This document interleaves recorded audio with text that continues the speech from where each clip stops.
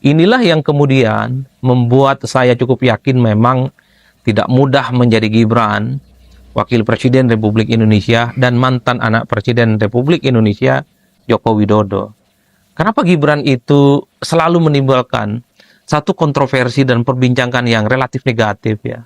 Ini tentu menyangkut dua hal. Pertama, sejak awal kelahirannya secara politik, terutama ketika proses kandidasi, penentuan calon wakil presiden, harus melalui satu proses politik yang cukup rumit dan menimbulkan polemik yang cukup ekstrim, yaitu melalui putusan MK 90, yang saat itu Gibran dinilai tidak memiliki cukup umur maju, tapi gara-gara putusan Mahkamah Konstitusi bisa maju, dan kemudian ada MK dan seterusnya.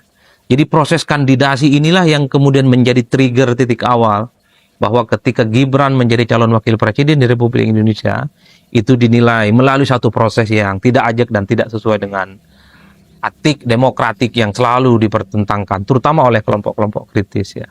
Tentu yang kedua menyangkut bagaimana sikap politik Gibran, dan tentu saja sikap politik Jokowi saat itu yang masih jadi presiden, dianggap membangkang partai politiknya PDIP, yang saya kira sejak 23 tahun lamanya, sudah besar dan tumbuh bersama dengan PDIP. Dua hal ini yang saya kira kemudian menjadi penegas kenapa persoalan Gibran Rakabuming Raka di setiap kegiatan dan aktivitas politiknya selalu menimbulkan kegaduhan, selalu menimbulkan kritik dan bahkan bully-bulian yang menurut saya cukup ekstrim.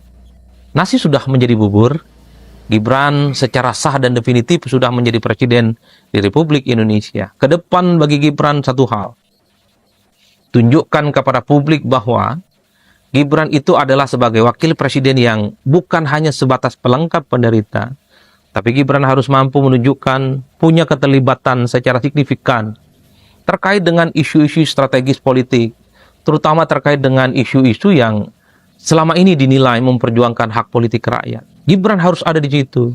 Ketika muncul isu yang terkait dengan Sritek, apakah akan terjadi PHK besar-besaran, ataukah perusahaan besar ini akan berangkut dan seterusnya.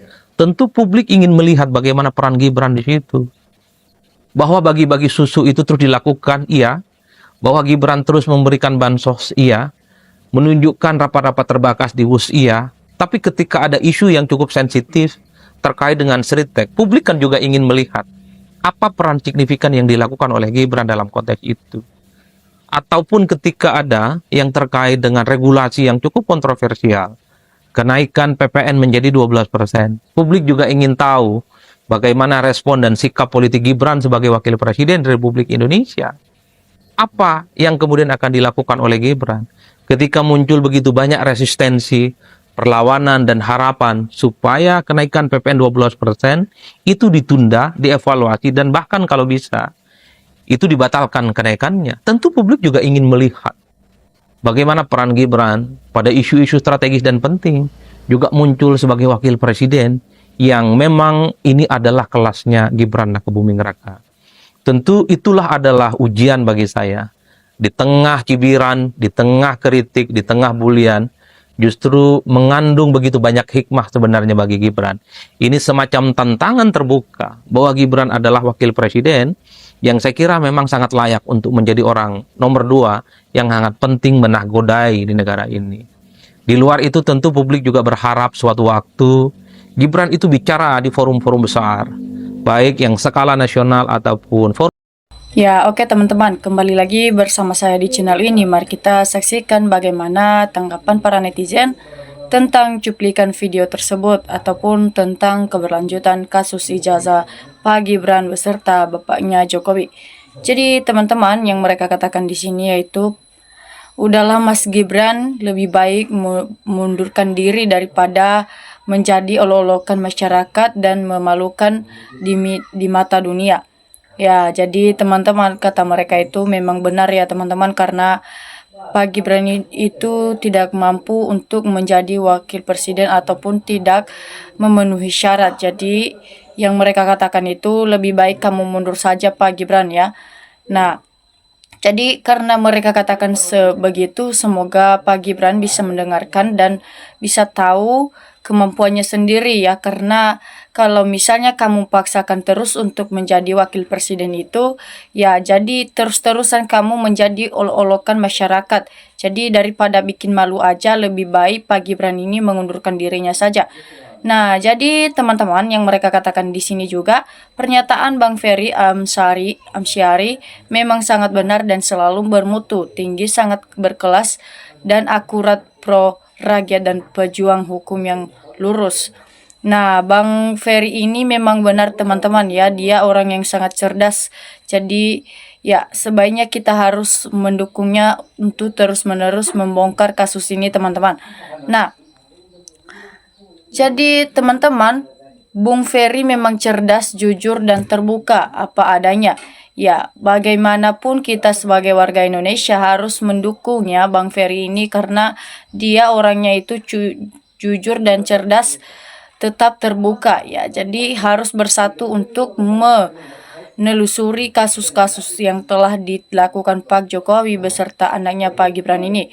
Jadi teman-teman, semoga Pak Ferry terus kontrakan biar lebih kontraks siapa Mulyono yang sebenarnya itu. Nah, jadi semoga Pak Ferry ini bisa membongkar siapa Mulyono yang sebenarnya itu, yang terus-terusan membela Pak Jokowi dengan kasus ini. Ya, sebaiknya ya harus secepatnya untuk diadili Mulyono itu, karena memang Mulyono yang membuat amburadul dan bikin negara kita tidak senang hanya karena gara-gara dia. Jadi teman-teman, yang mari kita dengarkan lagi, itulah kesepakatan di Solo Bus melindungi anaknya. Kali pidato saja berleptotan, bahasanya ada kata bersampai para bahasa Indonesia cemas 2045 ya.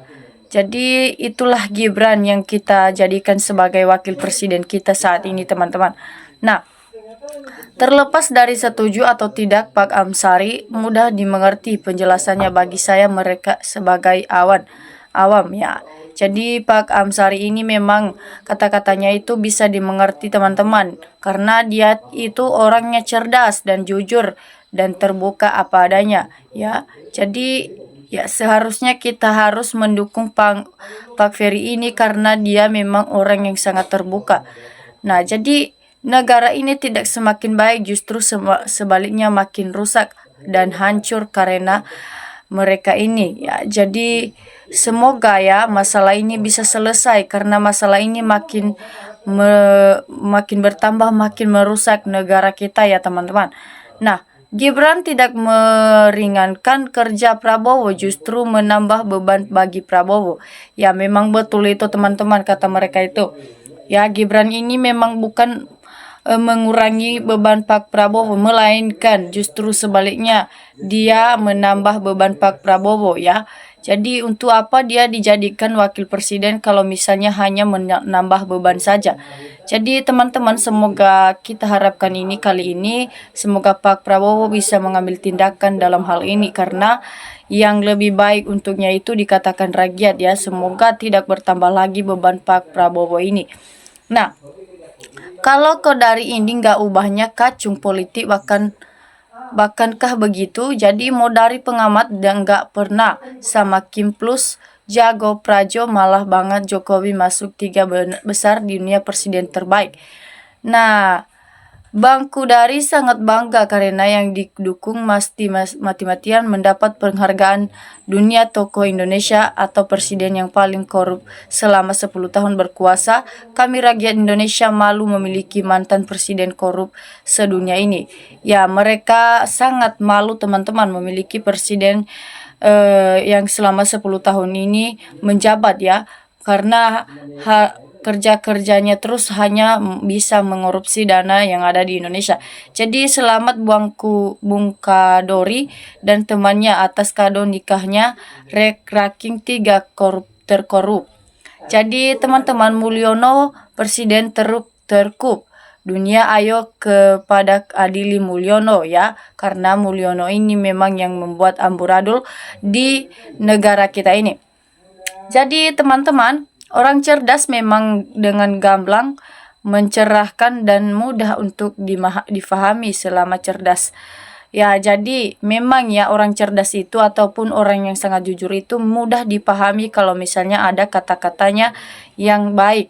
Ya, jadi semoga rakyat mengerti dan mau bersatu dengan Bang Ferry ini karena Bang Ferry ini orang yang sangat cerdas dan memiliki hati yang jujur.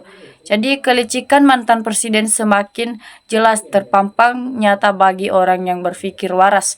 Ya, jelas banget kata orang ini. Ya, pikiran mantan presiden kita itu semakin jelas ataupun kelakuannya yang telah dia lakukan itu memang semakin sudah mau terbuka, teman-teman.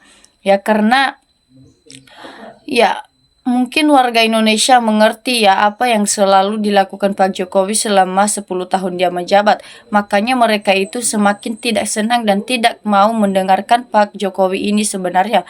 Jadi ya kalau kalau Pak Prabowo sayang bangsa dan rakyatnya haruslah berhati-hati karena negara ini rumit dan sulit karena banyak manusia-manusia yang rakus kekuasaan harta tahta dicari ya.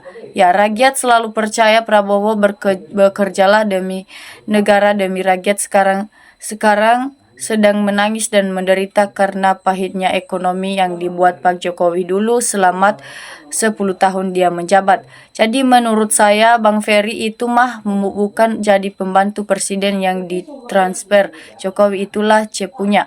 Jadi berita disimpan Prabowo ada mata-mata dua Jokowi, Gibran dijadikan spionnya Jokowi. Jadi kesimpulan kami sebagai rakyat adalah presiden ini tidak berkualitas, terlebih parah lagi kualitasnya yang sangat tidak layak Jokowi ini sekarang, teman-teman. Nah, Ferry Amsari ini orang cerdas ya. Saya doakan supaya Bang Ferry ini terus-terus membongkar kebohongan yang dilakukan Pak Jokowi tersebut, teman-teman. Kalau orang seling keliling Prabowo, orangnya Jokowi ya akan setali 3 uang. Nah, terlalu pendek akal koliri untuk mencermat keterangan Bapak Ferry Amsari karena kemunafikannya lebih kuat dari akalnya.